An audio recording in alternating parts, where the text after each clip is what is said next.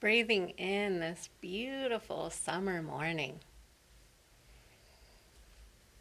Breathing out love.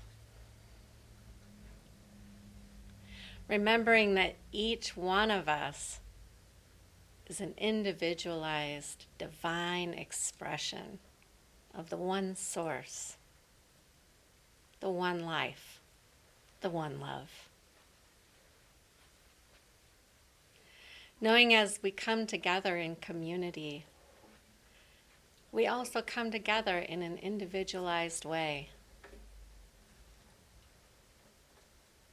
Yes, we are an individualized expression of the one source. But we are one. One with one another and one with Spirit. God.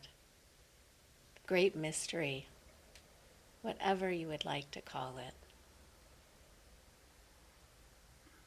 And in that individualism, we have the individualized expression of our faith. Each seeing God and knowing God in our individualized way. So I celebrate that. And I celebrate as we come together. Each one of us seeing, knowing, experiencing, sensing exactly what it is for our own unfoldment, the next steps to our own embodiment of the divine wonder.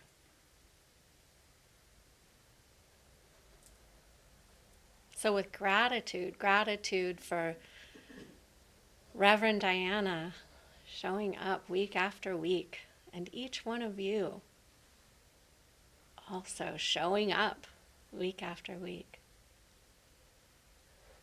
together supporting one another. So grateful for this time together today, to get to have the time, the energy, the wherewithal to be here, right now.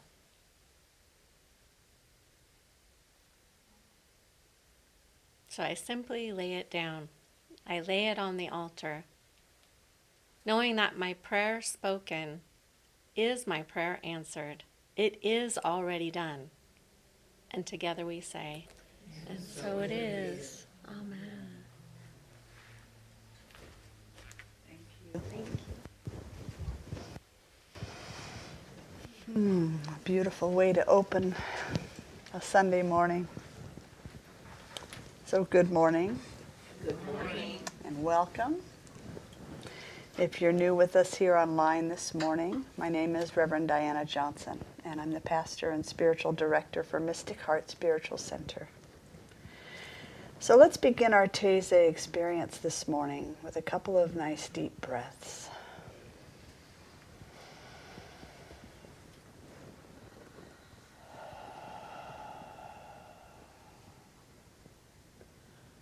Breathing in the presence of Spirit and relaxing.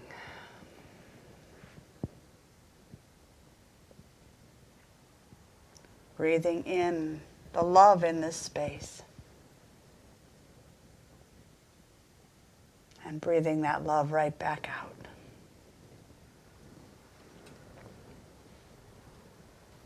Letting go, fully arriving.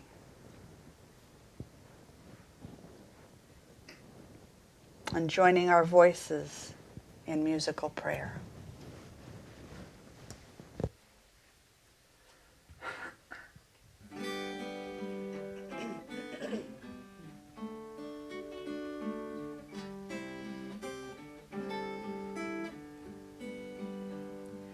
Welcome home to your mystic heart.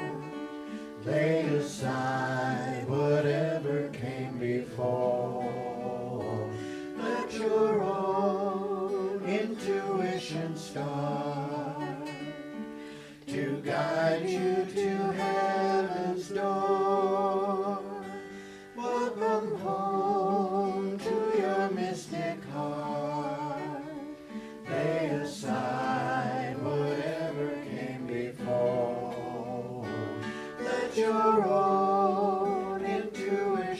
star, to guide you to heaven's door, to guide you to heaven's door, to guide you to heaven's door.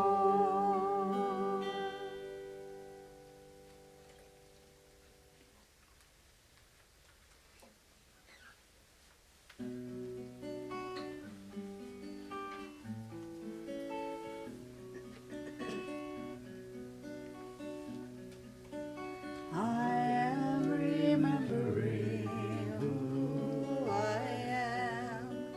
I am remembering who I am. I am remembering who I am. I am remembering who I am. I am remembering. I am remembering. I am remembering who I am. I am remembering who I am. I am remembering. I am remembering. I am remembering who I am. I am remembering who I am. I am remembering.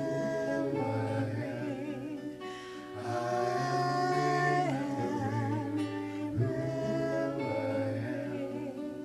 I am remembering who I am. I am remembering who I am. I am remembering. I am remembering. I am remembering who I am. I am remembering who I am. I am remembering. I am remembering who I am. I am remembering who I am. I am remembering who I am. I am remembering who I am. I am remembering who I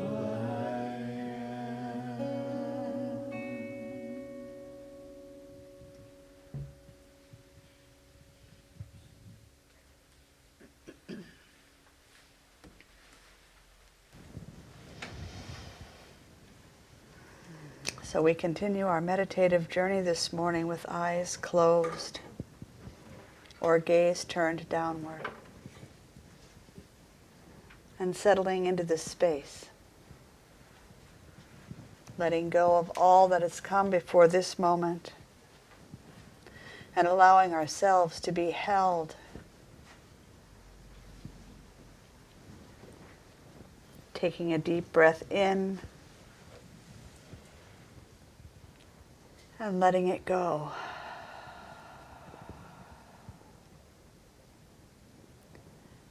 Taking a moment to sense and realize our oneness with our global community. Envisioning a web of consciousness surrounding and infusing our planet. Seeing and feeling ourselves to be a radiant point of light. All of us within that same web. Knowing that every human is an expression of that same light. every creature, every single plant, every rock and grain of sand, shining with the light of Spirit. The soil beneath our feet, the water, the clouds and the wind, all of the heavenly bodies. Expressions of the sacred, enlivened by the divine spark.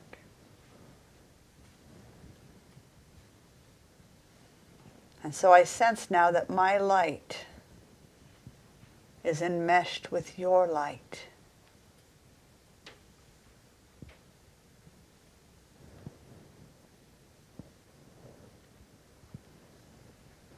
We are one. Sensing our unity, we acknowledge our role as conscious, self-reflective beings. We commit to caring for one another and for all life forms, for the beautiful planet that sustains us all.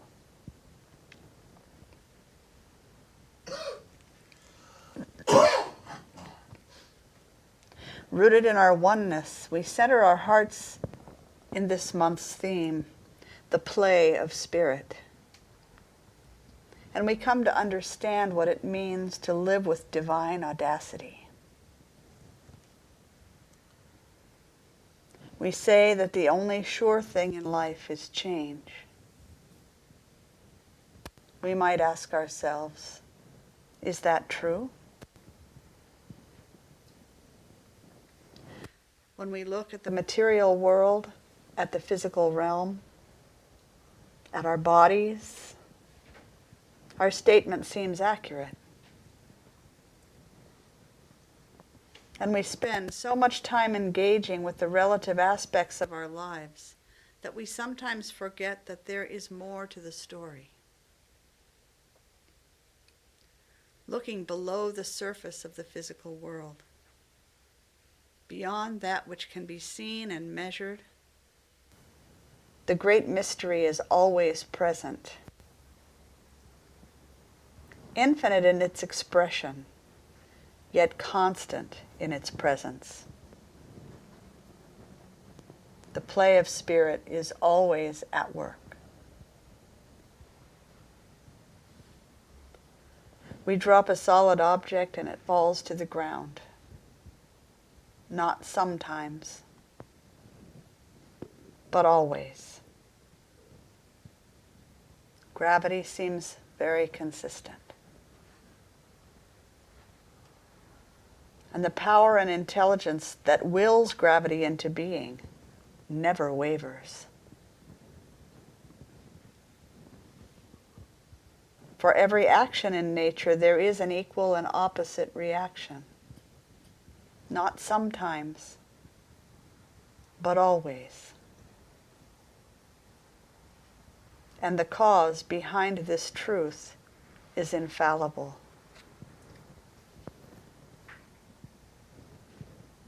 When I, as conscious human, become interested in a particular situation or circumstance or idea, I tend to bring it into my experience. Where attention goes, energy flows. The creative force that brings our experience into being is ceaseless.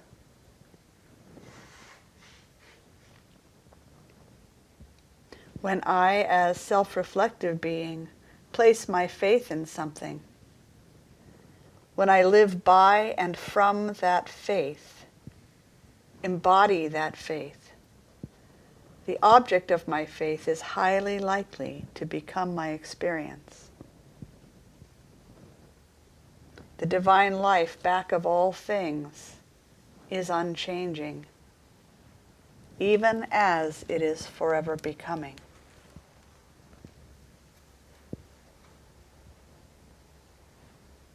There is a light a spark of native intelligence, a Christ consciousness that lives in, through, and as me, as it does in each one of us.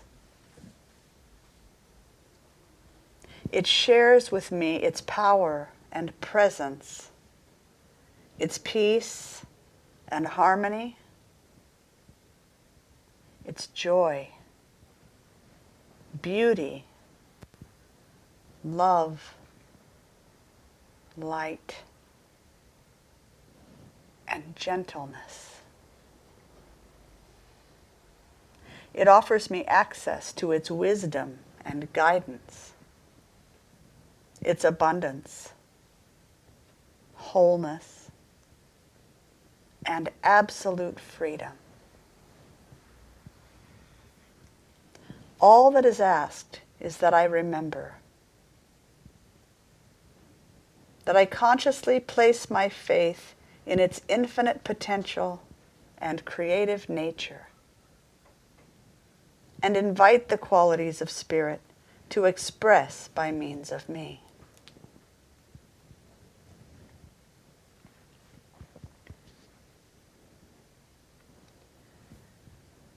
The teachings of the Rabbi Yeshua are clear. I and my Father are one.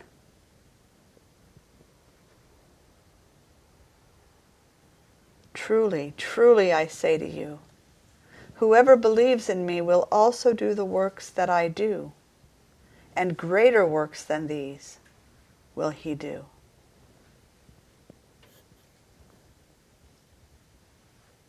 It shall be done to you according to your faith.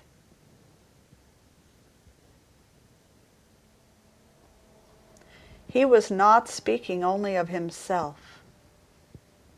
He was inviting us to follow his example, to seek communion with that which is unchanging, eternal, the Christ within, the Buddha nature.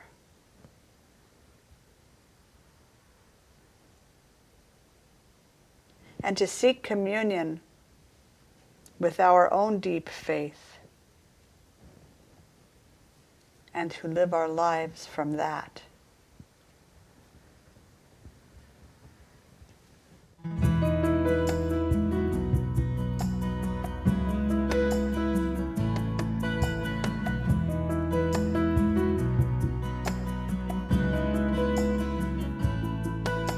The Christ in me sees the Christ in you. Everyone's a chosen one, the many and the few. All together now it takes two. The Christ in me and the Christ in you. To know love is to be love, and I know love will stay alive. If the Christ in me sees the Christ in you, everyone's a chosen one, the many and the few. All together now it takes two. The Christ in me and the Christ in you. If my friend feels sad or broken, every time that my heart opens, love makes its way into the world. When the Christ in me sees the Christ in you, everyone's a chosen one, the many and the few. All together now it takes two. The Christ in me and the Christ in you. I can do all things through Christ who is my strength. I can do all things through Christ who is my strength. I can do all things through Christ who is my strength. I can do all things through Christ who is my strength. I can do all things through Christ who is my strength. I can do all things through Christ who is my strength. I can do all things through Christ who is my strength. I can do all things through Christ who is my strength. I can do all things through Christ who is my strength. I can do all things sees through Christ who is my strength. I can do all things sees through Christ who is my strength.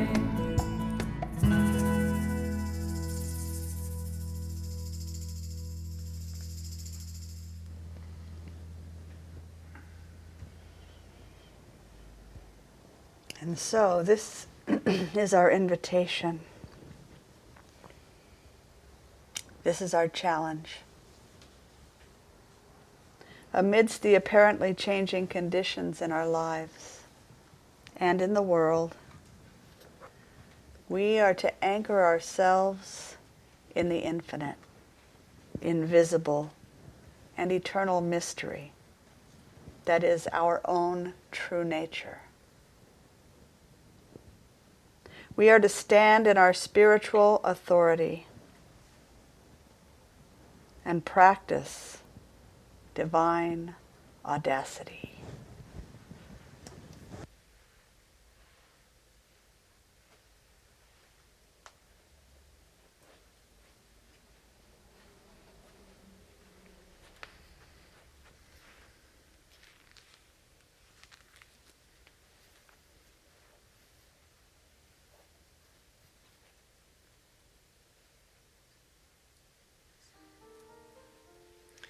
In the Hindu scriptures called the Upanishads, we read of Brahman, the eternal, infinite, unchanging self that lives within all of us as Atman, our personal soul.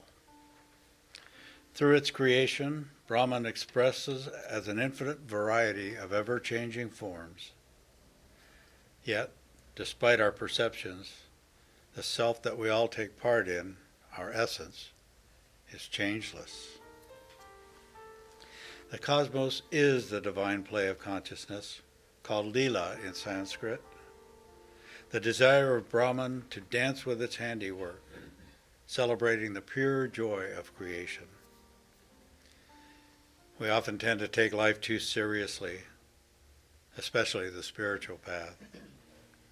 We may meditate too long and celebrate too little, read scripture instead of walking with our beloved, pray instead of singing.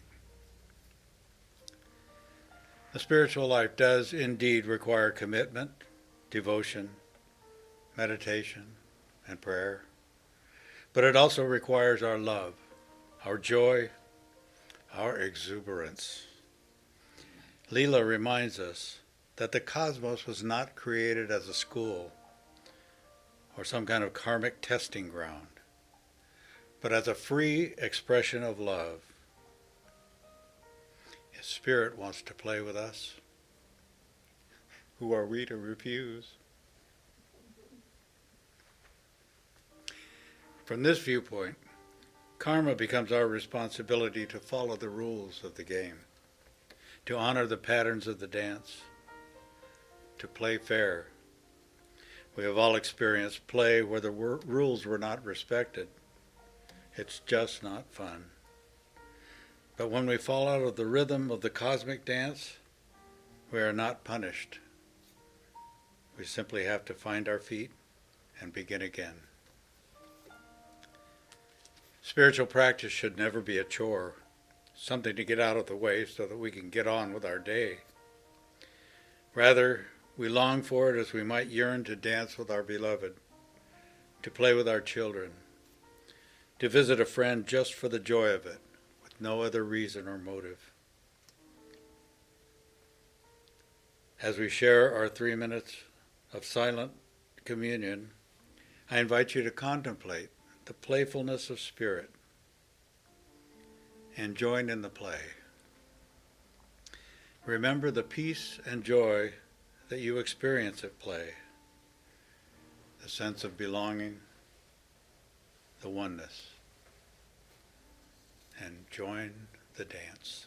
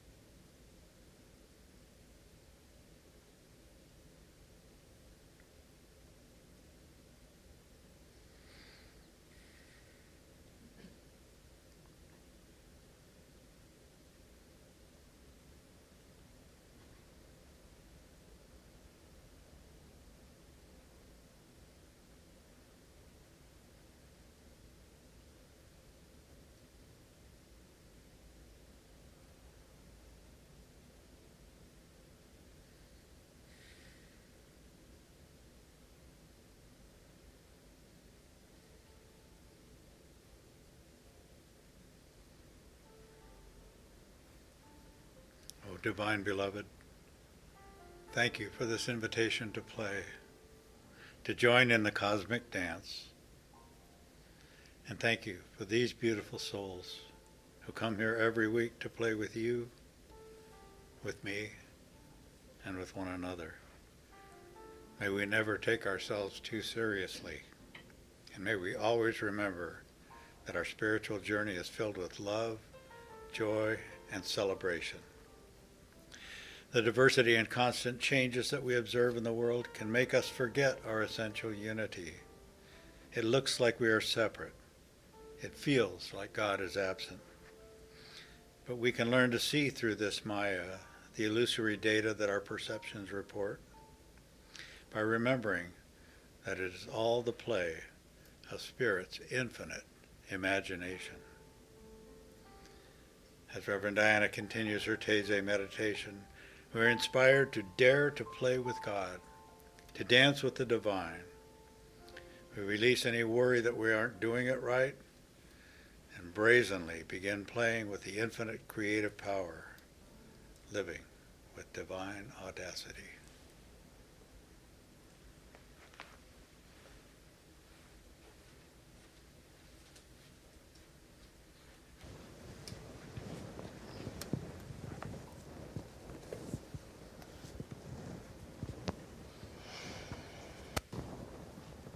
Divine audacity means living under the radical premise that I am divine, that I am of the one source, the divine nature, a perfect and intentional expression of God. In the words of spiritual teacher Linda Martella Whitsett, I am able to boldly express the highest spiritual principles in the middle of everyday situations. I am courageously responsive.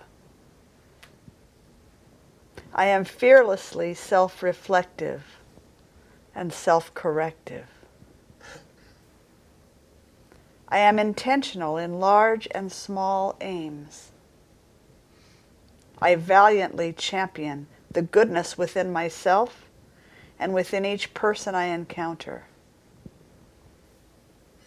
I hold myself accountable for thoughts, words, and actions that are in integrity with my divine identity.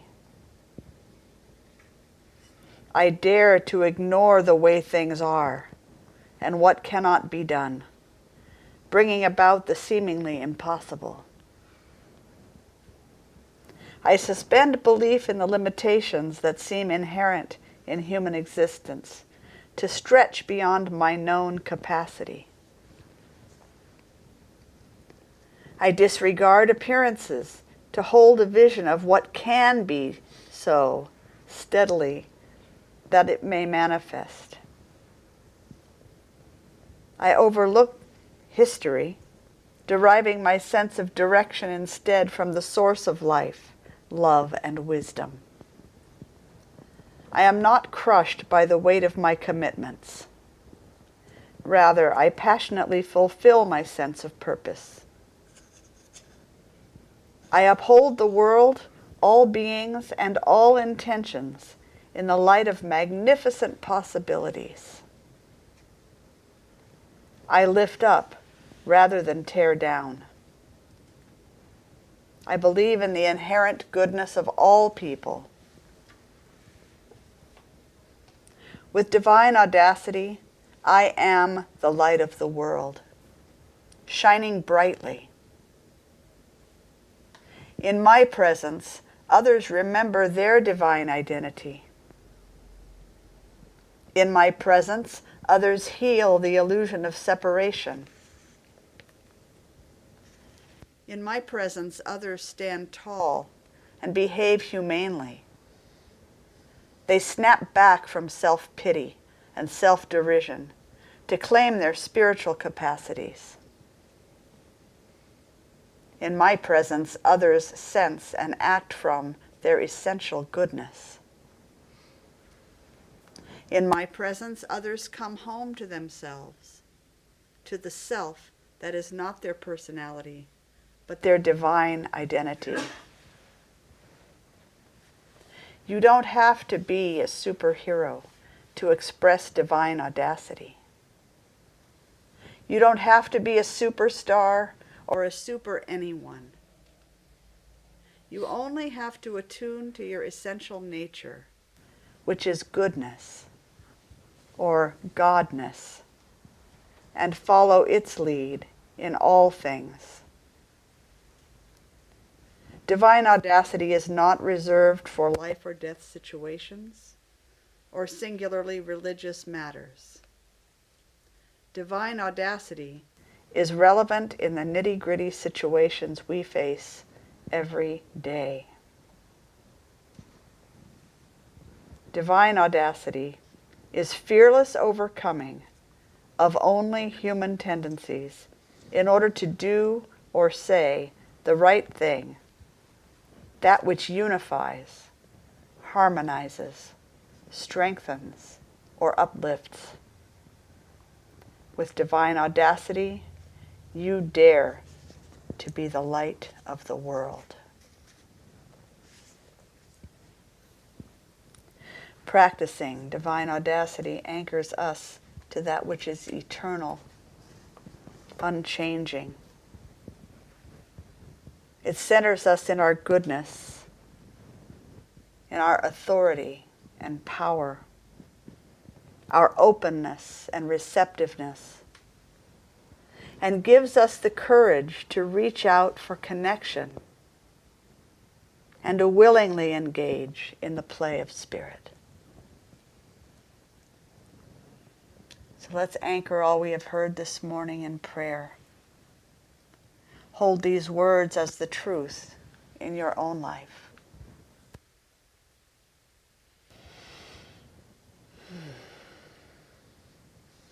There is now, has always been, and will always be one thing going on here. The one source of all that is, expressing and experiencing itself as creation. We join our hearts and minds in knowing that the one life, the one intelligence, is forever expressing as and moving through each one of us now. I am that. A perfect and intentional emanation of divine light. I swim in the infinite potential that I call God. And as I remember who I am and bring my divinity into play, my circumstances are transformed. Wholeness is revealed in every area of my life. I'm so grateful to know that I can count on a loving and lawful presence. I'm grateful to have a safe space to express myself and a spiritual family to support my journey. I graciously receive your infinite flow of blessings, Holy One, finding joy and beauty in each and every gift. I share generously, just as you share your gifts so generously with me. May I become a master of gratitude, generosity, and love as I allow the power within to do the work. May I forever live with divine audacity. Settling myself now and resting in Spirit's loving presence. With faith in the power of prayer, I release my word, trusting that a prayer sincerely felt and spoken is a prayer answered. I sit in silent expectation of the good that is yet to be. And so I call it done. And so it is. Amen.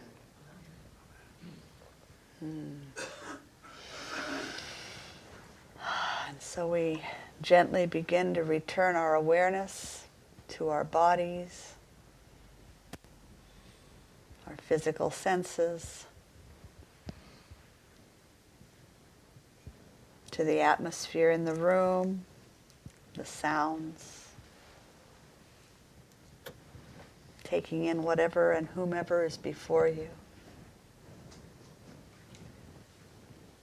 Beautiful souls that are here in prayer and meditation, offer your love.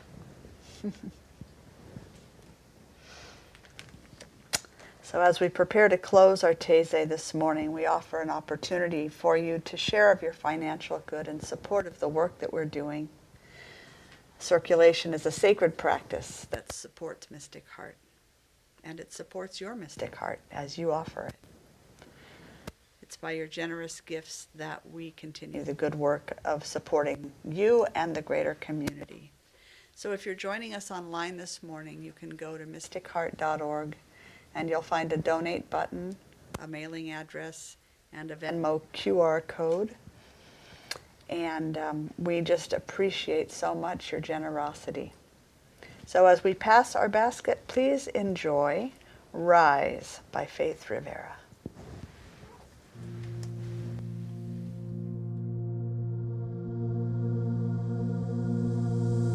Close my eyes, I open my heart, I'll take a deep breath, let the healing start. I lift my hands, I plant my feet, I let love in, I feel the beat that's calling us to rise, rise, Spirit rise up, rise in me. I let in my soul, I clear my mind, I'm here and now, in present time. The power of 1,000 suns lighting up the dark. Oh, we rise as one. Oh, rise, rise, Spirit rise up, rise in me.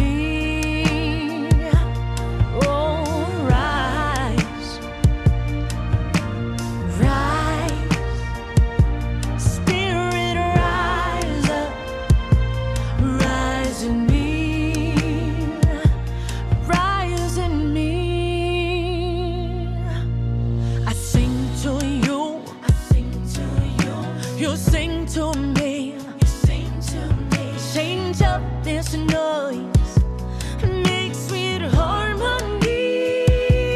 Come on and rise, oh rise, Spirit rise up, rise in me. Oh, rise, rise, Spirit rise up, rise in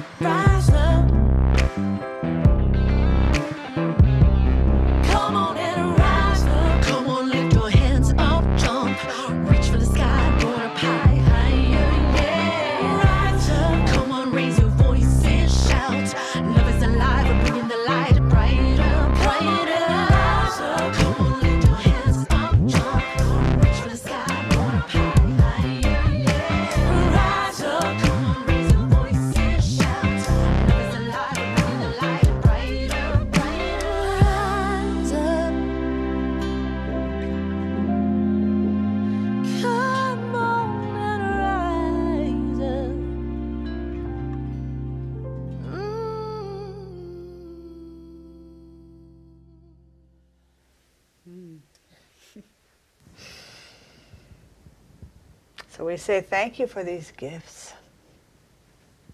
knowing that it is your loving hearts and hands that offer them forth. So we receive them with deep gratitude, and we humbly commit to using them well. And so it is. Amen.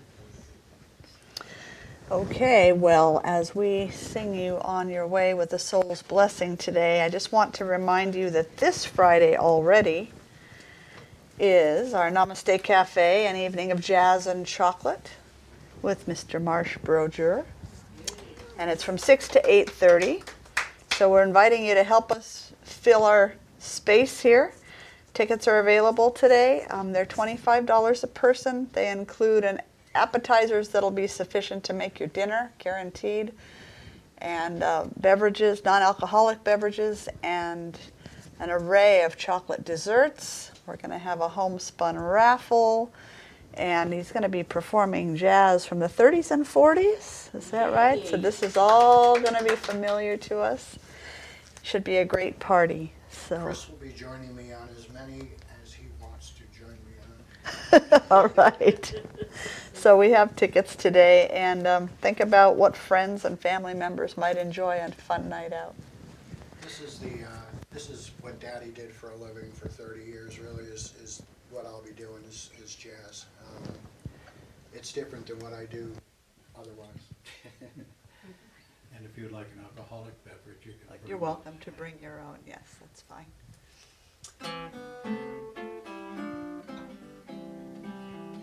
May your soul always find what it's looking for.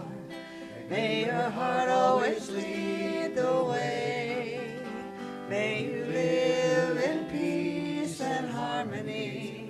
And may love always fill your day. May your path be strewn with happiness. May success find you everywhere. May you always embrace compassion and grace. And may God always answer your prayer. May you always embrace compassion and grace. And may God always answer your prayers. God bless you. Have a beautiful Sunday. And if you'd like, grab something warm to drink and join us for conversation at 10:30.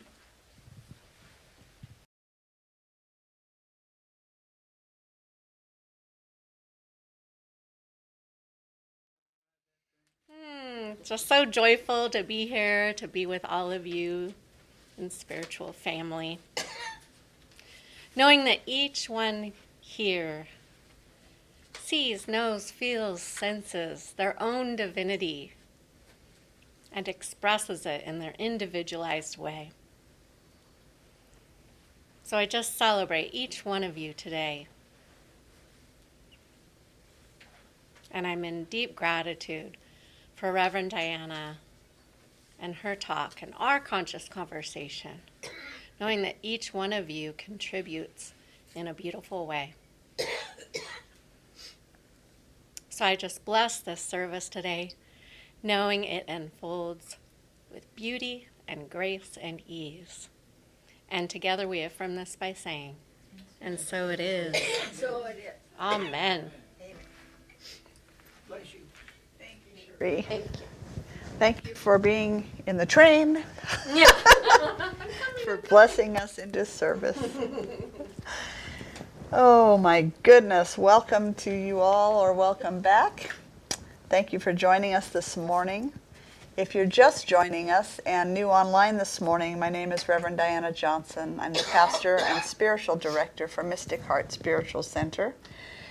And we are an independent interfaith community that teaches universal principles and practical spirituality, following the common threads of truth that weave its way through all of the world's great traditions. So it's my prayer this morning that you will hear something that will uplift you, that will point you inward in the direction of your own wisdom to your own mystic heart. Before we get going with our conversation, we're going to share some upbeat musical prayer, give our bodies a chance to move a little if we feel like that. And here we go.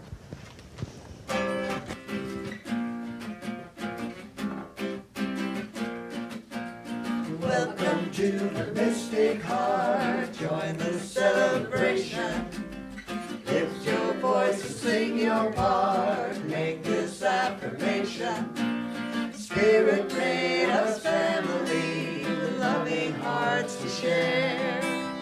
Together we are joyfully practicing the possible through prayer. And everything's possible through prayer. Mystic heart.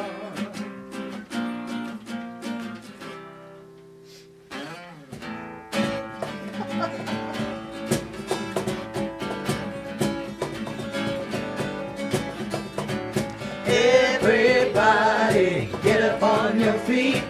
See the light in everybody you meet. Everybody, get up on your feet. See the light in everybody you meet. Let us be reminded of who we've come to be. We are love, we are one big family. Hey, hey, yeah, yeah. Hey, hey, hey, yeah, yeah.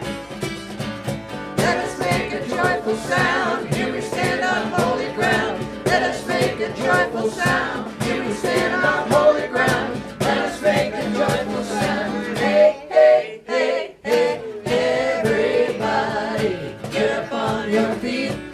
See the light in everybody you meet. Hey, hey, yeah, yeah. Hey, hey, hey, yeah, yeah. All right, for this month, we're doing I'm a Believer, written by Neil Diamond. Only you better pay attention to the words, because they're not all quite the same as you might They remember. are not the monkey lyrics. I was just gonna say, I thought the monkeys did that. They did it. He wrote it. And we changed it. I thought God was only true in fairy tales, meant for someone else, not for me. Life was out to get me. Do-do-do-do. That's the way it seemed. Do-do-do-do. Disappointment haunted all my dreams. But then I felt your grace. Now I'm a believer. Not a trace, a doubt in my mind.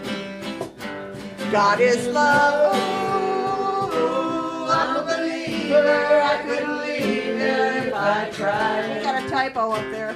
I thought love was more or less a given thing. Seems the more I gave, the less I got. What's the use in trying? Do-do-do-do. All you get is pain. Do-do-do-do. When I needed sunshine, I got rain. Then I felt your grace. Now I'm a believer. Not a trace of doubt in my mind. God is love.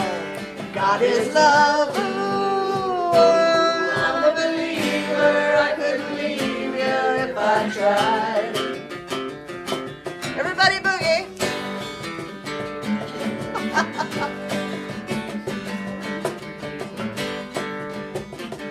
We're missing our bass player, huh?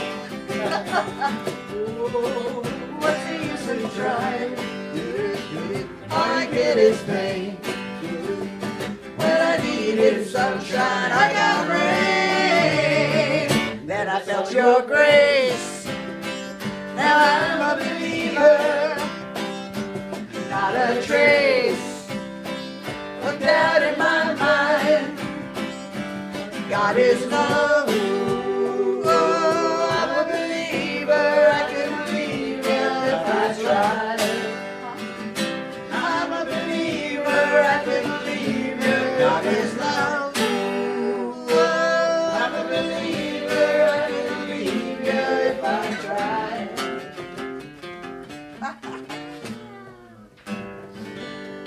That one's fun. Fun, fun, fun.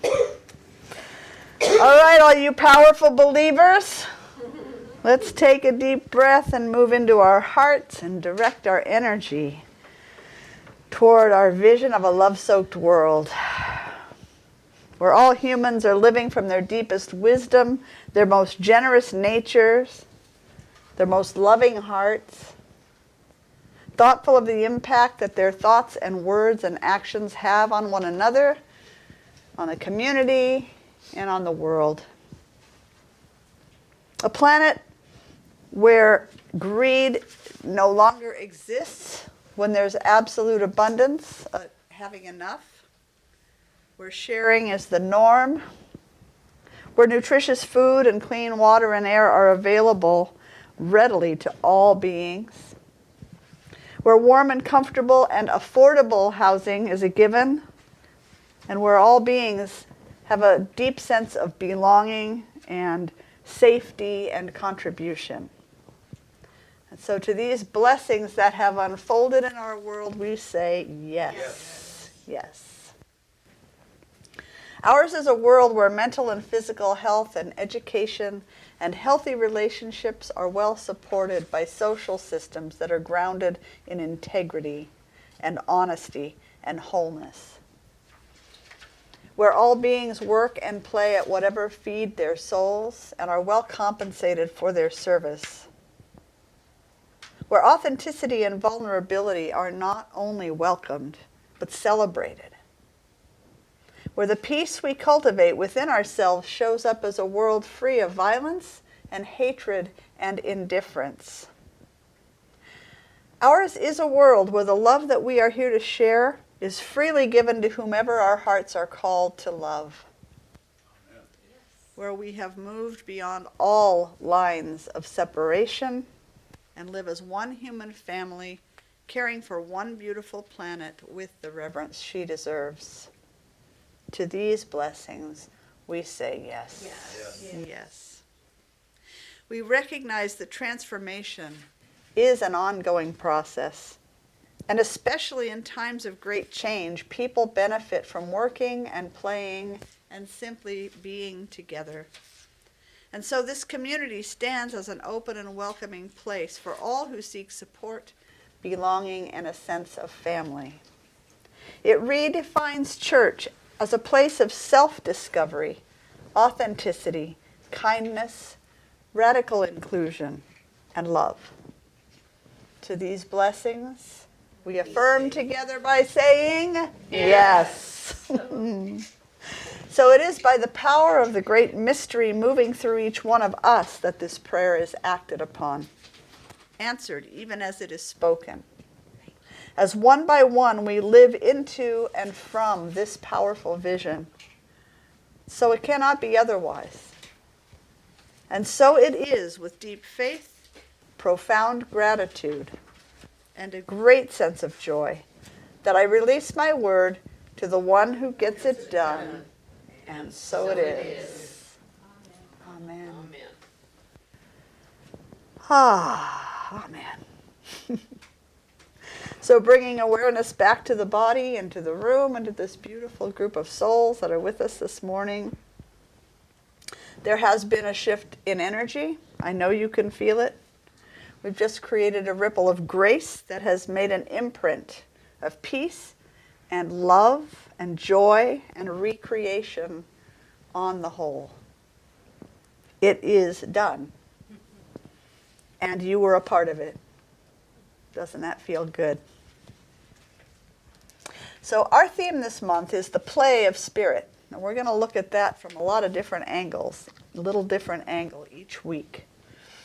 But the topic of conversation this morning has been living with divine audacity.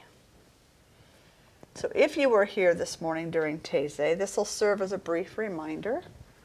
If you weren't, you might want to catch it online to complete the picture of today's message, because this is just a little bullet point summary. So this morning we said that the only sure thing in life is change. That when we look at the material world, our statement seems accurate. Things are changing all the time, from everything in nature, everything in our bodies, everything. And that we spend so much time engaging with the relative aspects of our lives that we sometimes forget that there's more to the story than just the constant flow of change. Looking below that physical world, beyond that which can be seen and measured, that the great mystery is always present. The play of spirit is always at work.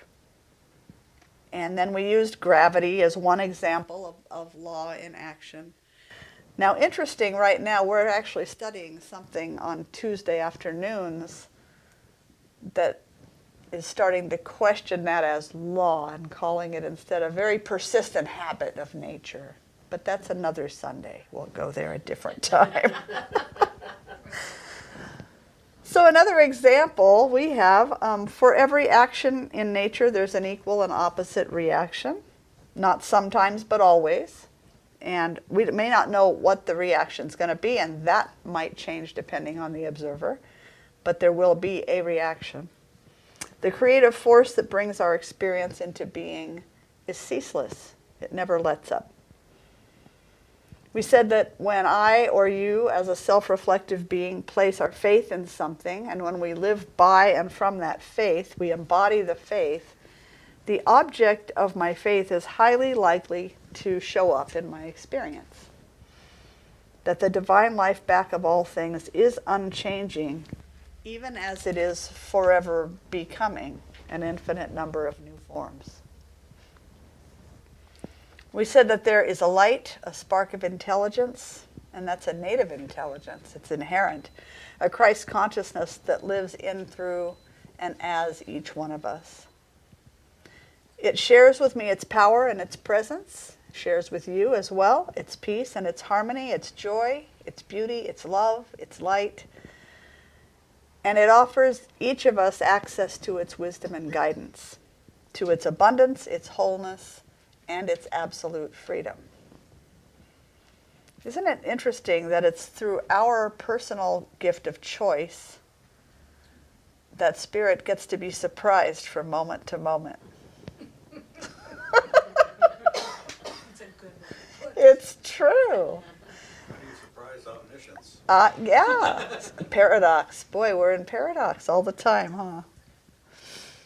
All that's asked of us is that we remember and that we consciously place our faith in its infinite potential and its creative nature, and that we invite the qualities of spirit to express by means of us. That this is our invitation and that this is our challenge. So amidst the apparently changing conditions in our lives and in the world, we are to anchor ourselves in the infinite, invisible, and eternal mystery. That is our own true nature. We're to stand in our spiritual authority and practice divine audacity. That's where we went in our Taizé today. That's where we landed. So I'm going to take our conversation in, I said, a couple of directions. I think I mainly stayed with one direction, and the next one will come next week. We heard some of what it means to live with and from divine audacity. I read a lengthy quote from a favorite book. And I think that in addition to all that we've heard, living with audacity also means overcoming adversity. This week I read a short article by Reverend Karen Beasley of Unity teaching, and she said, quote, "We are born with the capacity to move through life's challenges without being undone or defined by them. That capacity does not come from circumstance, personality, or effort alone. It's rooted in who we are at our core."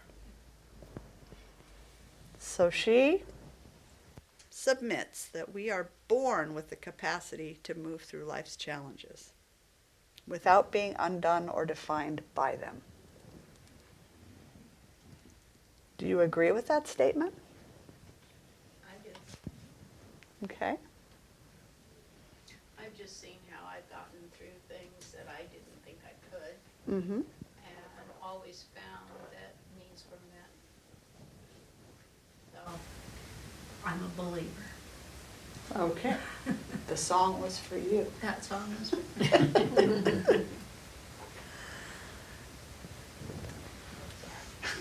I think that there's a tendency sometimes for us to think that we can't get through life's challenges.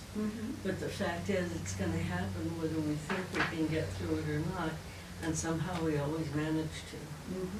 So we might take a lesson from that. And sometimes we might allow it to, how did she put it, define, we might allow it to undo us for a while, and we might allow it to define who we are on the other side, but her submission is that we don't have to, that our capacity is that we don't have to let it do that. Most of the time, we don't check out. Right. We're just there and we do it. So then you're going back to the idea of free will and choice. Right. Free will and choice. The gift of our self-reflective capacity for thinking, choosing, and choosing again. That we can access in any moment.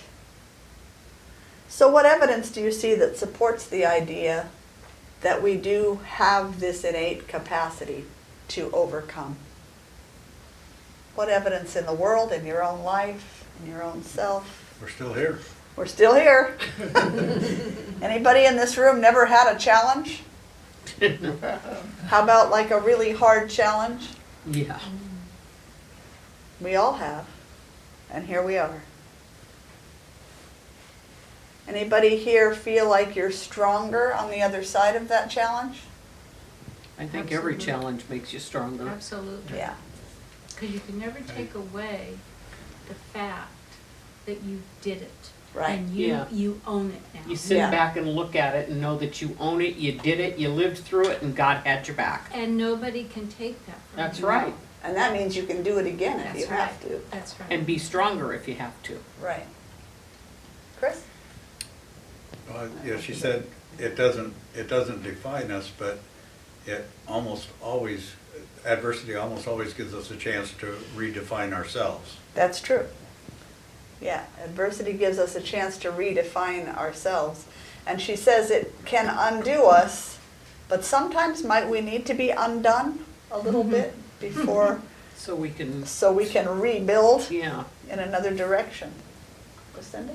Well, I would say that even out in the world, every time you look and see there's been some crisis, if you can step aside from media's need for drama and, oh, this is so bad, there are always people who rise up.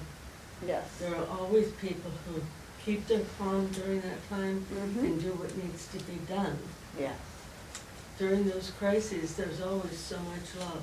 And we don't hear a lot about that because that doesn't sell, Right. but it's still there. Yeah. There's always an outpouring of Yes. generosity and love and service and kindness. And like Lucinda said, sometimes it takes a disaster for that love and that caring to come to the surface. Right. Yeah. If But we it didn't, always does. But it Yep. always does. if we didn't need reminding so often, maybe we could just live there. Maybe we could. That would be nice. Isn't that what we're working toward, is not needing to be reminded quite so often? Yes. Yeah. So if we have that capacity and it's inherent in all of us, why do some people display their capacity and others not? Sometimes it's been beaten out of them. Sometimes it's been beaten out of us. How do we know who's displaying and how they're displaying? People sometimes do things and they don't say anything. And they have the mental thing and they're just quiet. Right. But just so they don't show something doesn't mean that that capacity is not there and working well. Right. But there are people who allow adversity to knock them down and keep them down. So why in some people?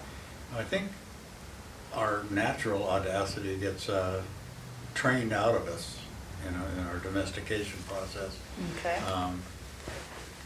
The term "too big for your britches" came up several times in my childhood, and but really, I'm with Marianne Williamson on this. Who are you not to be Yeah. divinely audacious? Yeah, for you not to live into your full potential. right. Yeah, I certainly heard too big for your britches and who do you think you are? If I would have said a perfect and intentional expression of the divine in you, I would have got whacked. Smack you back down to kid Smack size. you down to kid size, that's right. It goes back to the idea of are we enough and do we deserve it? Right. So maybe we were made to feel not enough and undeserving, Yeah. and that we needed to stay in our small state. And that's what I meant by being beaten out of us. It doesn't Yeah. have to be a physical beating. Right. Could be an emotional We can one. be and have an emotional beating Yeah, that keeps us from thinking right. that we are nothing or less Yeah. than. Even the clear expectation by a respected parent that you are to stay small and quiet, even, that can be mostly unspoken most of the time. But if it's there, then that's another way of beating it out of us. Yeah, one of my grandparents, my grandmother was really, really strict, and she used to say, children are to be seen and not heard. Mhm. Sit down. Right. And it was like, wait a minute, I'm a person too. Right. Yeah. Did you have something? Okay, Marsh? My dad had a unique approach. He'd get all upset and say, "Things come so damn easy to you." And that's a problem? And there it is. Right, yeah. Evidently One it of the was. crux of our Yeah, relationship. it's like, oh, and they're not supposed to? Yeah, and- and he just got extremely angry and just Yeah. mad at me. So I guess I'll make it hard on myself from now Yeah, on. right. So I can fit I in. suffered, you suffered. Yes. It didn't hurt me.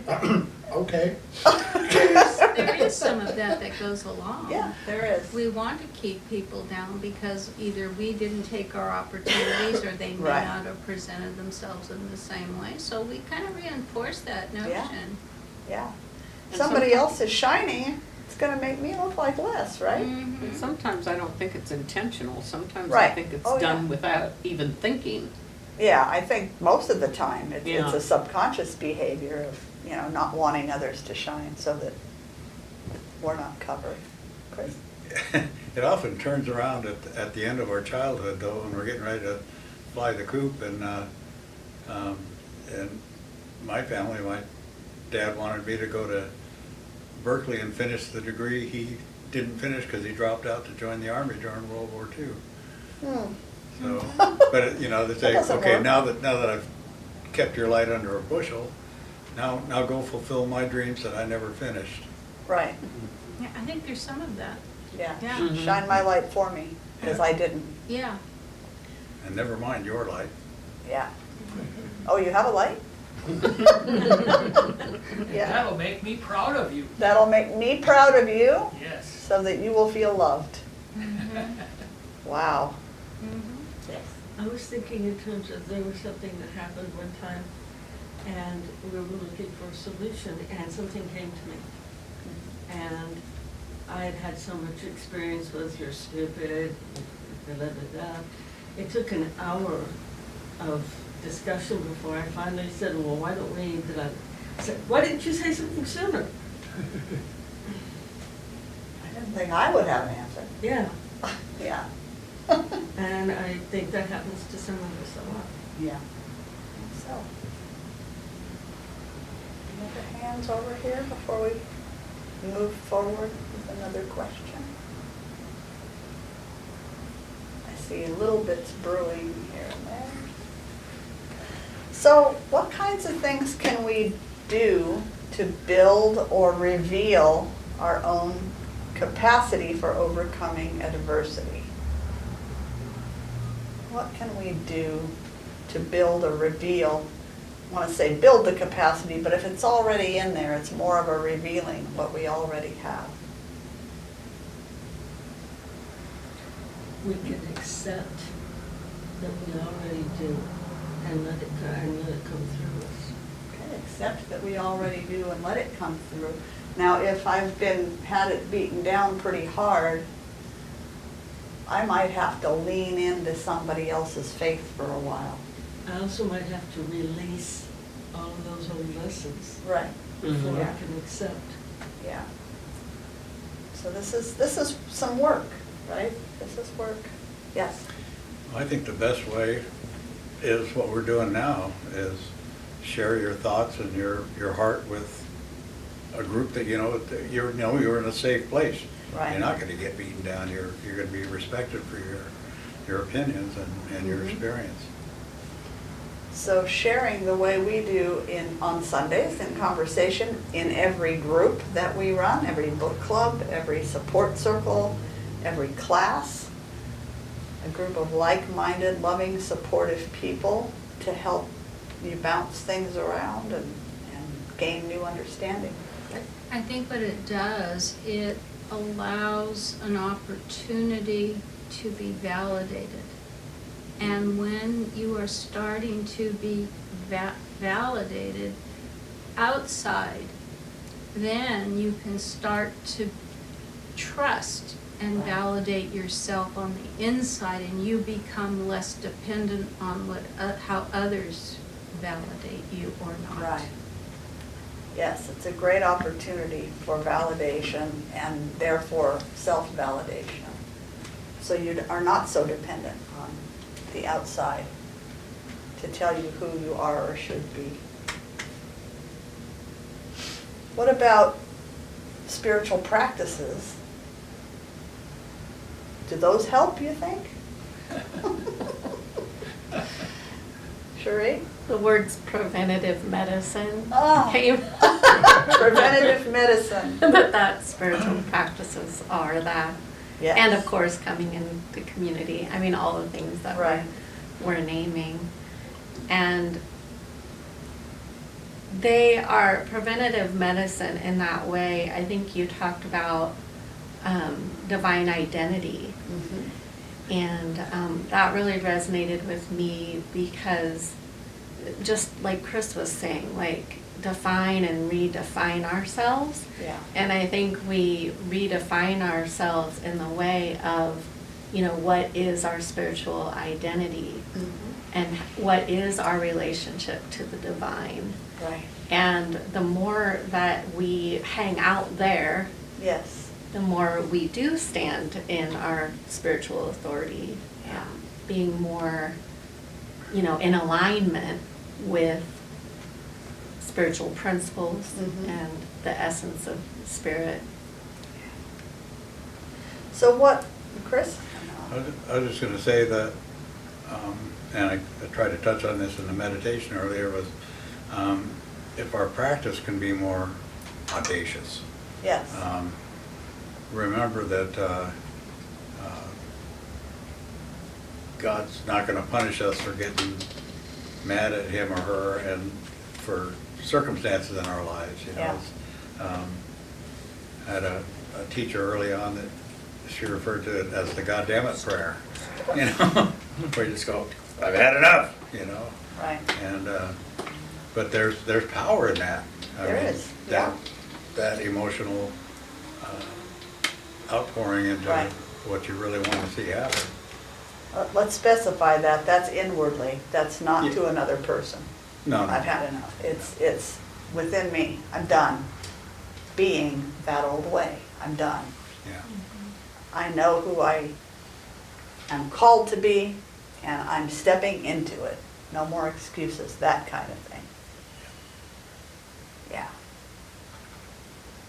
I was listening to a teacher on Insight Timer a couple days ago, and he said one of his more powerful questions to begin his meditation, just to get him going, he uses it sort of like a mantra over and over again for 2 or 3 minutes, is who am I when I'm at my best?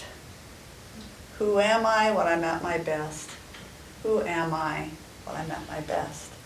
And he allows his mind and his visioning to envision what that looks like, what the behaviors are, what the feelings are, all of that. And I thought that's a really powerful way to start a meditation practice. Who am I when I'm at my best? He followed that with, what am I grateful for another 2 or 3 minutes. And then he followed that with, And who am I called to be now? And only after all of that did he attempt to go into any other mantra or practice or silence. And I thought I like it. I like it. So meditation is one of those things. Visioning is a practice we can use. Seeing ourselves as we know we can be, as we would like to be. Prayer, in the same direction, knowing and affirming that we have the capacity. What other spiritual practices can be helpful in building or revealing our capacity for overcoming adversity? Meditation. Okay, We can use our ATM spirit card. there we go. We go within, we have the answers within, Mhm. Brahman or spirit or the other teachings say we have the answers within. We Right. just kind of withdraw it. So within our meditation, deep listening inward Right. for the wisdom that's already there, trusting and knowing that it's there. Chris and then Sheree. Ruthless self-inquiry. Ruthless self-inquiry. And I don't mean beat yourself up, No, but no. just, take no prisoners. Turn over every rock in there and, Yeah. clean out underneath it. I tend to use radical more than ruthless, but either one works. Thank you. Sheree? You've been teaching the writing down your soul, and that's been wonderful. So, of course, writing, but writing in that way of really the inquiry, Yeah, asking spirit, right. really connecting to that part of us that already knows. Yeah. Because there is always a part that already knows every answer. We hold every answer to every question.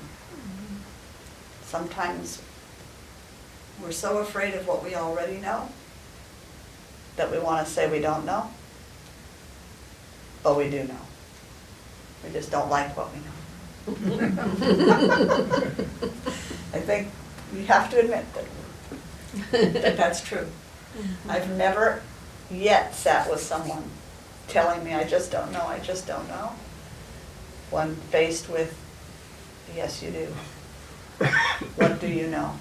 You might not like what you know, but what do you know? I've never yet had someone say, you're right. I mean, they've never said, no, I really don't know. They say, you're right, I do know. And you're right, I don't like what I know. Because it's hard. And it can be very life-changing. It can be life-changing. To own that you have that wisdom within you, that you do know. It's very empowering, actually. And so study can be another practice that can expose you to a wide range of ideas and perceptions and different ways of knowing. Can help you be reflected. You can reflect for others, they can reflect back for you. That's a really powerful tool, to have that reflection from others and to have a room full of wisdom all sharing together. So there's a lot of practices that you can choose from. Marsh? I had an interesting kind of slant on it, or I observed. I think some person who happened to be talking about manifesting, it wasn't the primary, but they mentioned that people so often think of it in a positive way, all the manifestations that they're coming up with.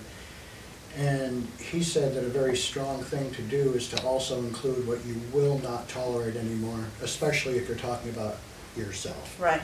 It's a little more difficult with other people because they're other people, but in terms of, and voicing it. Yes. I'm disgusted by whatever it might Right. be, and I will not tolerate my doing that any longer, and to include that to the Right. universe as well. And Yeah. I never really, that was very interesting, Yeah. you know? The Science of Mind and Spirit actually teaches a form of that. Okay. That in the midst of the affirmative prayer and that deep knowing, that you include a section they call denials. Okay. And that's the either denying this condition or refusing that this continue, or anything that says no. This is, I will not tolerate this. Beyond that, this is not the truth. Right. It's a passing condition. Conditions are changeable. No. So yeah, it's a powerful, powerful part of prayer, especially if you have something that's pretty tenacious that you're trying over and over again to let go of. So I guess the whole point is it takes practice, right? Takes practice. Takes mindfulness too. And mindfulness too. I think I said that about whatever we were talking about last week, right? It takes practice. I think I say that every week. It takes practice, no matter what it is. And also, quite often you hear this. We might not get it right the first time. Might be uncomfortable. And that's okay. It doesn't mean it's not worth our work to move in the direction of revealing our light. So later in the article I was reading, the author said this: early in my spiritual journey, I thought principles were ideas meant to comfort me or explain life. Over time, I discovered that they ask something more of us. Spiritual principles are intended to be lived. They require commitment and action. They call for alignment between what we know and how we show up. There's what I know, and there's how I show up. Are they the same? Integrity. What does that mean to you? Integrity? Okay. It's the alignment of all the forces that operate in you to bring it to that.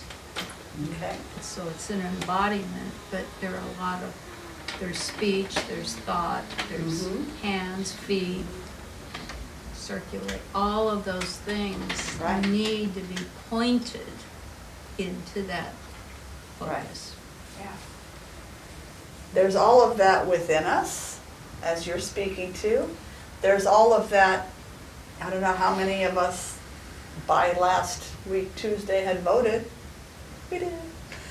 There's out in the world action. It's our our thoughts, words, and actions and spiritual principle in the world. Are those in alignment? How do we spend our dollars? Where do we shop? Who do we shop from? Do we know what their business practices are? Do we really stay with those that we are in agreement with, whatever they are? I mean, down to that worldly level as well. There's a lot in this. There's a lot to it. To really walk in that kind of integrity. So slowly and over time, spiritual principles stop being statements that we agree with and become standards that we practice. We begin to pay attention to how we speak to and about ourselves, how we speak to and about others, and what we actually do with our life energy, both our time and talent and our treasure. Where do we spend or invest those? Chris? I would say that that's the ultimate definition of whether we agree with it or not. Is if Right. if we're living by those principles, that's our assent. Right. Well, definitely if we're living by them, we agree with them. But is it also possible that we think things should be this way, but we're over here with our actions? That's what I meant. That integrating that Right. is Right. the ultimate, yes, this is what I believe. Yes, that's what Because shows. if you're not doing it, you don't really believe it. That's true. It's like we misuse the word priorities a lot. We say, these are my priorities, but our time and our money is over here. And we say these are our priorities, and it's like, no, priority is what you put prior to everything else. That's a priority. Same idea. So it's that kind of alignment that we're working toward. And it's work. It takes practice and awareness. Yes, I think another thing along that line, if you find you have called it a priority and you're continually not doing it, maybe you have to let go of that as being right. honest with yourself that Yes. it is not my priority. Right. Yeah, that level of self-honesty, to be able to say, as nice as it sounds that it would be my priority, maybe I need to just say, this really isn't my priority right now. And that's okay. There's nothing wrong with shifting your priorities, as long as your priorities and your values are in alignment. And that's probably a whole nother Sunday. Whole other thing. So as we progress in our spiritual development, we begin to choose integrity over approval. Letting our lives reflect what we say we believe, even when doing so leaves us feeling uncomfortable or exposed. So that's the divine audacity. Anybody have an example from your own life? Choosing integrity over approval? Letting your life reflect what you say you believe, even if it's uncomfortable or other people don't agree with you? I think that anytime you have a feeling you need to step up about something and you don't want to, you're shy or whatever, and you do it anyhow, would be an example of that. So, from my own lifetime, if there's something that needs to be said to an employer, and you're one who doesn't like to make waves, Right. but it still needs to be said and nobody else is doing it, Right. it becomes yours Mm-hmm. because of how you're feeling about it. Not because in reality and out in the world everybody thinks it's yours, but if it's weighing on your Right. heart, Yeah. it becomes yours. And so you need to step up and say Right. or do whatever it is. Yeah. And sometimes when you recognize that that speaking up could well exit you from a job, That's right. could exit you from a school, a marriage, a church, you name it, To name but a few. to name but a few. It's scary. It's challenging. But not doing it means you're not in alignment Right. with what you already know to be true. Chris? One of my favorite definitions of integrity is it's what you do when nobody's looking. It's what you do when nobody's looking. Yeah. And I think of that if I pick up a piece of trash and off the street or whatever and Right. put it in the can. And nobody saw me do it, but I still feel good. That's right. Yeah. That's the right thing. So the play of spirit, our theme for the month, spiritual principles at work, that's one aspect of the play of spirit. The play of spirit or spiritual principles do not remove difficulty from our story. That's not what they're for. They give us a way to meet and overcome the difficulties more gracefully. Spiritual principles steady our thinking, ground our words, and guide our actions. All right, here's the test. Can you name one spiritual principle that guides your life? And how does it improve your experience? What are spiritual principles? Can you name Equal one? and opposite reaction, so what you put out, you get back. Okay, what you put out, you get back. And how does this improve your experience? If Sometimes you- I keep my mouth shut. Sometimes I keep my mouth shut. And then I don't have to go through what would have unfolded otherwise, Unnecessary. unnecessarily. Yeah. Nice, Chris. I think for me, for us, it's living in integrity with businesses that we see as being sustainable and socially fair. For instance, shopping at the farmer's market instead of, you know, I'm sure most of the local supermarkets are not sweatshops and all that stuff, but they have a lot of non-organically raised stuff that's hurting the environment. But it, you know, spending our money buying something that we believe in and giving that money to people we believe in. Right. Okay. So integrity is one of the ones I had on my list here. It says, I align my actions with my core moral and ethical values, even when no one is watching. I know Bob yesterday said to me, at the market, "Yeah, you got quite a load there." I said, "This is my grocery shopping for the week." Yeah. So, yes. It is the Father's good pleasure to give you the keys of the kingdom. Okay. So there is no lack in God. There's no lack. So sometimes one of the hardest things is to face up to the fact that it's in here instead of out there. So the abundance is within you. There is no lack in God, so all I need to do is release all those old beliefs and Yeah. accept it. That's also sometimes really hard to do. Right, when you say, all I have to do is release all those old beliefs, it's like, oh yeah. That's all. Piece of cake. Piece of cake. Doable, might take a while. Sure. Mine's similar to hers, law of expectation, Law of expectation. knowing that it's abundant, it's good, Right. and expecting it to flow to and through my Right. life. Expecting it to flow to and through my life. Instead of Murphy's Law. If it can go wrong, it will go wrong. I grew up with that one as Yeah. truth. That's, There's always month left over at the end of the money. yes, thank you. Yes, I grew up with that one too. That's been a long haul. I finally think I've broken out of that one, but that took a long time. Gina?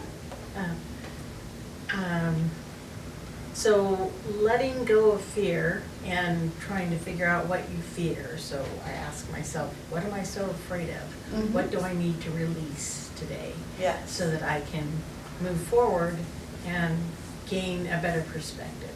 Right. And also, I vote with my feet. If you Mhm. like someplace, you go there. Right. Yes, vote with my feet. And that's true, releasing the fears, the self-inquiry of what is it I'm afraid of, releasing those fears. And what is the antidote to fear? Love. Love, Gratitude. Experience. gratitude, experience, faith, anyone? Faith that it's gonna all work Yeah. out. Fear and faith are said to be opposites. Where one exists, the other can't. So if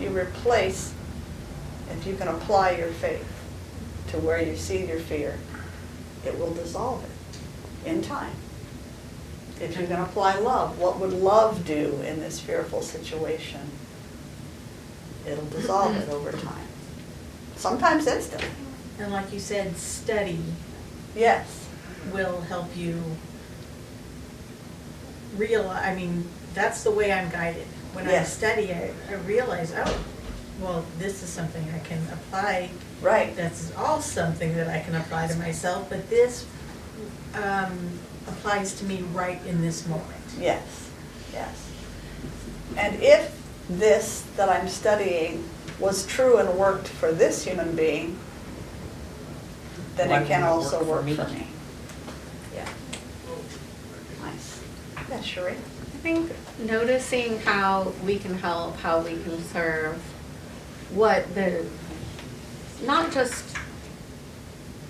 yes, serve in an organization or serve a particular thing, but also in the moment. Right. You know, when we're shopping or Yes. driving or anything we're doing, Mm-hmm. to realize if someone needs help Yeah. and to, get out of our bloated nothingness Yeah. of, I'm in a hurry, or this Right. would be inconvenient. Uh-huh. I can't tell you how many dogs I've saved off the road. Yeah. And yeah, it's highly inconvenient Right. at the time. I don't know if the dog's gonna bite me, if I don't know what to do with it once I get it. Mm-hmm. I take it home and I wonder if it's might bite my dogs, you know. I mean, Right. it's not convenient at all, yet Yeah. I'm not gonna see a dog in the street and just turn the other way because I don't know how to deal with it. Right. Yeah. You know, I'm just gonna move forward and do the best I can. Yeah. We can serve in so many ways. The other day I was in a parking lot walking toward a store, no, walking toward the, putting the carts back with my cart. And there was an older person who was struggling to walk, who was looking at wanting to put the cart back and do the right thing, but I could tell just teetering. And I just reached out and said, would you like me to take that back for you? And they just lit up. It's like, oh, thank you so much, you know. So I took it out of the way and they got in their car and off they went. Simple things. That wasn't even that inconvenient. Yeah. It's just a matter of being awake enough to notice a person in need of something and willing to respond in that way. Grocery store parking lots are famous for that. Like last time I went to Winco to go shopping, Christy took me and we pulled in and we parked, and the car next to us, this lady, because I have to have a scooter, I can't make it through the Right. store, but as I'm starting to open the door, here comes this lady with a scooter, and I guess I don't know, maybe she saw how boogered up I was trying to get out of the car, and she says to me, do you want me to leave this for you so you don't have to go get one? And I went, oh, that'd be great. She said, and it'd help me too, because then I don't have to figure out how to get back to the car once I take it in the store. So it was a win-win situation. But so many times stuff like that happens, you know. It's like last week, no, 2 weeks ago, we came out of the store and we unloaded the cart and got everything in the grocery store. And I turned around and looked, and here comes this elderly gentleman, and he looked like he was like in his 90s, and he was having all he could do just to walk across the parking lot. And I looked at him, I said, would you like this? And he looked at me and he goes, oh, that'd save me a walk all the way through the store to see if I could find one. So, you know, it works both ways, Yeah. you know. It's Yeah. you gotta give and get and be Right. grateful That's for right. all of it. The full cycle of giving Yeah. and receiving, both. You know, I had a funny experience about expectation and needs being met, so I'm going to the grocery store. And I'm only gonna get a couple of things, right? So I only take It's the what we right- always tell ourselves. I only take the right size bag that I think I'm gonna need, right? So I'm tootling through the store and I got this and I put this and, you know, I get to the grocery checkout and I'm going, shit, I don't have enough bags, you know? And yes, I could buy it, and I would've, but I'm thinking, so I'm loading up what I had into the bag I had, and this man across the street, or across the thing said, here, I have an extra bag, do you want it? And I'm laughing because, you know, there it was, I had Right. this need, and Yeah. I know it's just a paper bag. It's the point of, Right. your needs will be met if you're open to Yeah. them. And it just struck me, I go, look at that. Look how easily that worked. Well, it's like going to the store, and I've had this happen to me with a couple people who I've ridden with that have taken me to the store and stuff, and they get in there and they go, God, I hope we can find a handicap parking spot. And I said, have no fear, there will always be one when you need it. Yeah. And they just look at me and, how do you know that? I said, I just know. And inevitably, there is always one available. Yeah. You know, it's like you just gotta believe and you gotta Right. have faith in what you're Yeah. doing. It's true. I think the point is, if you are tasked with doing something, the needs will Yeah. surface. Right. At Yes. the moment you need Yeah. them. Yep. Yes. And the more you have faith in that and you don't have resistance and a sure sense that things never go your way. I mean, because Some people think that. that's where people can place their faith as well. And language gives us away. Sometimes we don't even think we're that one. And our language gives us away at times. So I have a list of principles, and we won't spend a lot of time because we're moving toward that end of our time, but we already talked about unity, the principle of unity. So just think to yourself, how regularly do you recognize and live by these principles. We're all expressions of one life, one creative intelligence. We are connected with and dependent on all of creation. So living as though that is so. Principle of peace. Peace in the world and in my life begins with me. So turn off the news. When I'm peaceful in my mind and heart, I become peaceful with my thoughts, words, and actions, and I experience peace in my life. Principle of acceptance. I embrace people, circumstances, and life exactly as they are without attempting to control or resist them, and I find contentment. Control, oh no, I know I have a hard time with that one sometimes. Principle of honesty. I commit to truthfulness, transparency, and authenticity in my thoughts, words, and actions, and I experience integrity in my life. So these are stated in a way that affirms for myself the principle, and here's what I experience as a result. Principles of compassion and love. I cultivate deep empathy, kindness, and an unselfish concern for the well-being of others, and I am met with the same. All needs are met. Principle of humility. I maintain an accurate, grounded view of myself, acknowledging my limitations and acting without arrogance, and I am met with acceptance, compassion, and understanding by others. Principle of integrity. I align my actions with my core moral and ethical values, even when no one is watching. I have nothing to hide. That brings a deep sense of freedom. Principle of forgiveness. I actively release resentment, anger, and the desire for retaliation. Therefore, I can move forward with peace. The principle of forgiveness. I actively release resentment, anger, and the desire. Whoops, I just read that one for integrity. That was forgiveness. I can move forward with peace. Principle of service. I give my time, energy, and resources to help others and contribute to the greater good without expecting a reward. And all my needs are met. Principle of willingness. I remain open-minded and ready to learn, grow, and adapt to change. I flow easily with life. And finally, the principle of courage.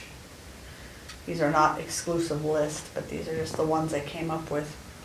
I stand up for what is right, facing fears and moving forward in the face of difficulty. In doing so, I am turning fear to faith. So what else is coming up right now? Is there anything else that wants to be spoken, shared? That last one reminded me of years ago. I was a substitute teacher, and I was teaching at Nova High School, which is the freshman center, and I was teaching the band, and two girls decided they were going to duke it out right in the middle of band class, and they were both over 6 feet tall, and Holy moly. I got right in between the two of them and stop, stop. I sent one of them to the office, and then the other one stayed there for a little while. Called down the office, okay, did she get there? Okay, I'm going to send whatever.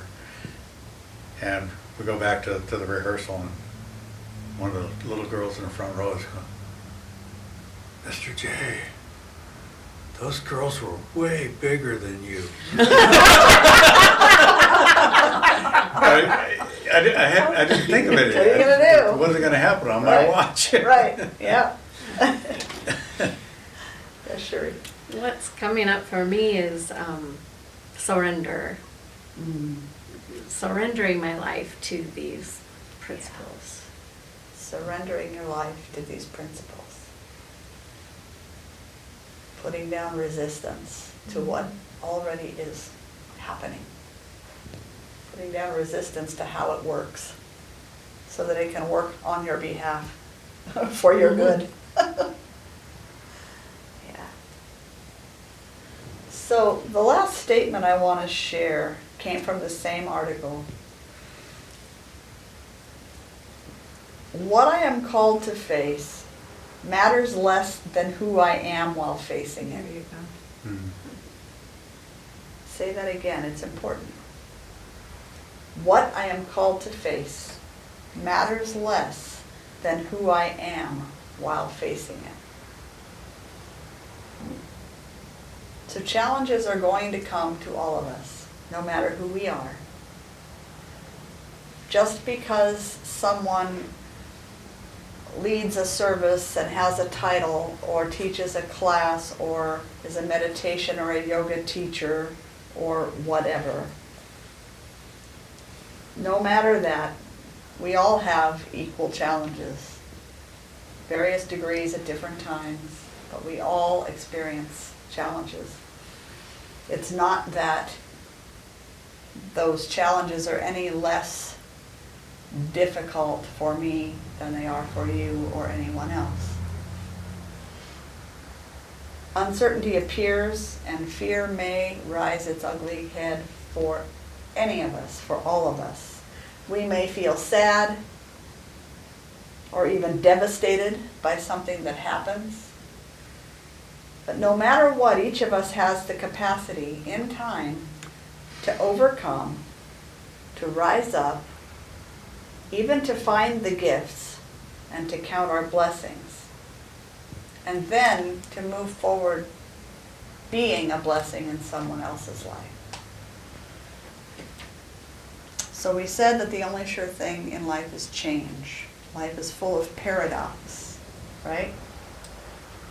Here's another paradox I enjoy considering as we move toward praying our way out today. My life is really all about me. I'm the only one I have any control over or responsibility for. Isn't that true? Mm-hmm. And my life is not all about me. It is about the impact I make on others and on the world. So both are true. Let's close in prayer.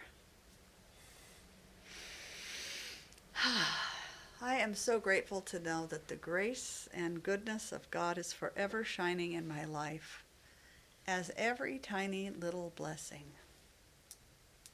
It shines as me and as you and as all of creation, all beings everywhere.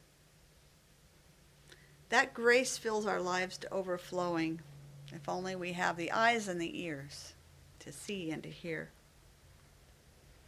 This week I commit to spending time in reflection. Where do I see Spirit working in my life?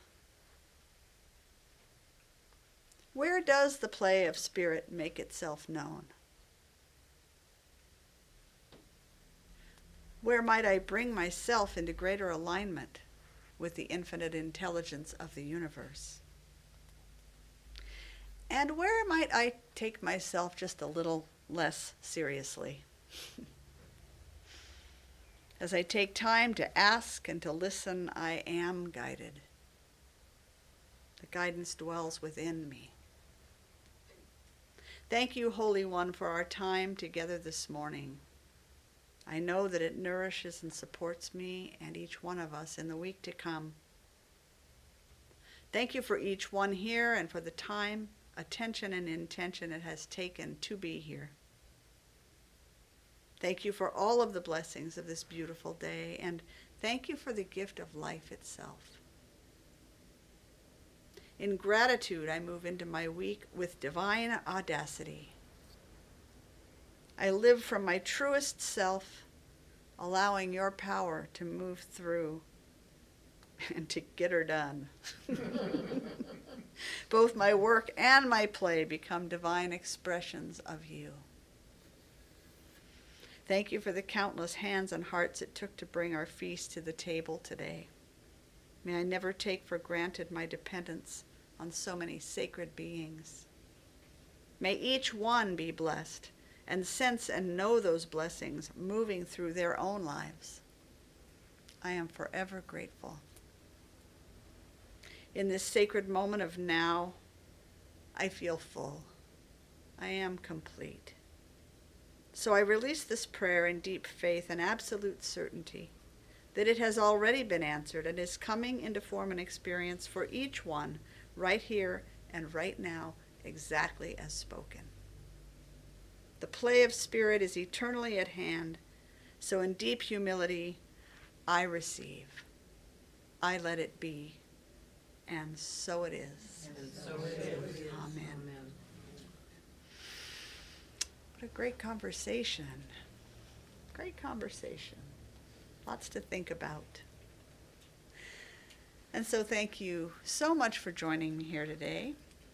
We're going to bring this part of our morning to a close and shift into our food ministry, our time of breaking bread together, with the interesting and I'm sure delicious theme this week of Ethiopian cuisine. Ethiopian cuisine. Who does that in Redding, California? Or anywhere else except Ethiopia. If you're at home today and joining us, you can go to mysticheart.org, where we invite you to share of your financial good, of your generosity with our community. Here in the space, as we pass the basket this morning, we're going to share in some more music, a song by Michael Franti called Good Day for a Good Day. Feel free to dance if you want to. I can't help it. Sorry. I'm gonna need some help getting everybody. Why does everybody gotta hate each other when decided? If I took all the was right and all the was wrong, wrapped it in a blanket and put it in a bucket, could you see that maybe that baby was just the same as you are? You know it's never been easy.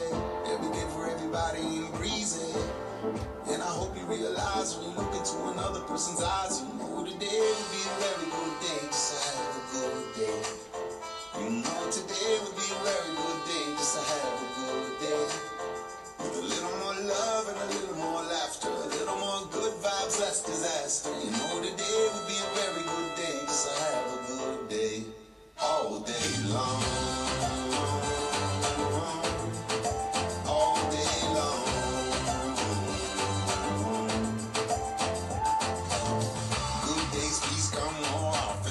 Everybody's in the streets out coughing. Smog in the air, gonna send you to your coffin. Plastic everywhere down there with the dolphins. Everybody was born to a mama, so everybody is connected like karma. So disconnect yourself from the drama. Everybody's trying to heal like trauma. You know it's never been easy. Every day for everybody ain't breezy. And I hope you realize when you look into another person's eyes, you know today will be a very good day. Just to have a good day. You know today would be a very good day, just to have a good day. With a little more love and a little more laughter, a little more good vibes, less disaster. You know today would be a very good day, just to have a good day. And I say, hey, hey, put all my troubles to the side. And I say, hey, hey, thank God that we're alive. And I say, hey, hey, put all my troubles to the side. And I say,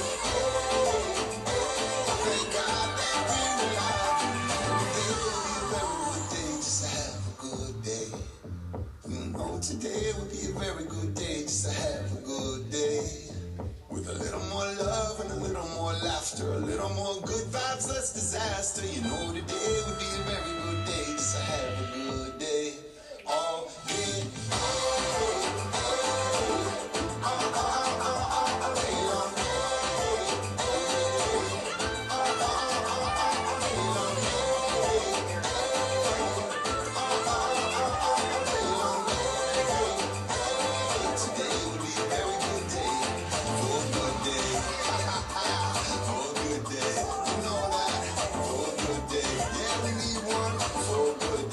we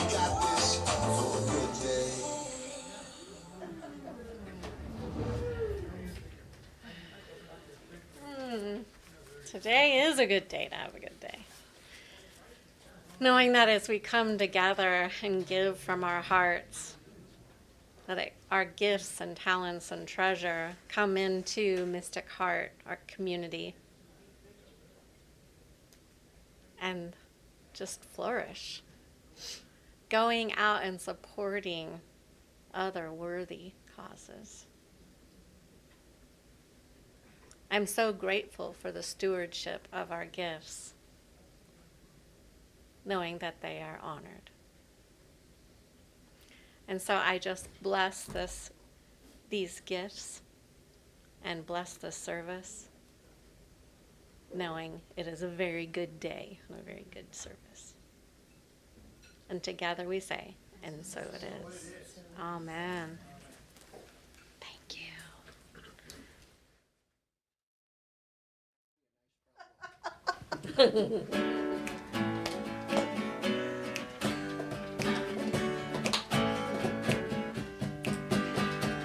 All together, hand in hand, we see the light, we take a stand, and we are changing. A whole new life for you and me, and take your past and set it free, and share this blessing. Love be with you, peace unfold you, spirit lift you, breathe it in, truth come through you, vision flow to you, let joy renew you until we meet again. Love be with you. Ooh, love be with you. Ooh, love be with you. Ooh, love be with you. Ooh, love be with you. Ooh, love be with you until we meet again. Love be with you. Ooh, love be with you. Now breathe it in. Love be with you. Ooh, love be with you until we meet again. Love be with you. Ooh, love be with you. Now breathe it in. Love be with you. God bless you. Thank you for being here this morning.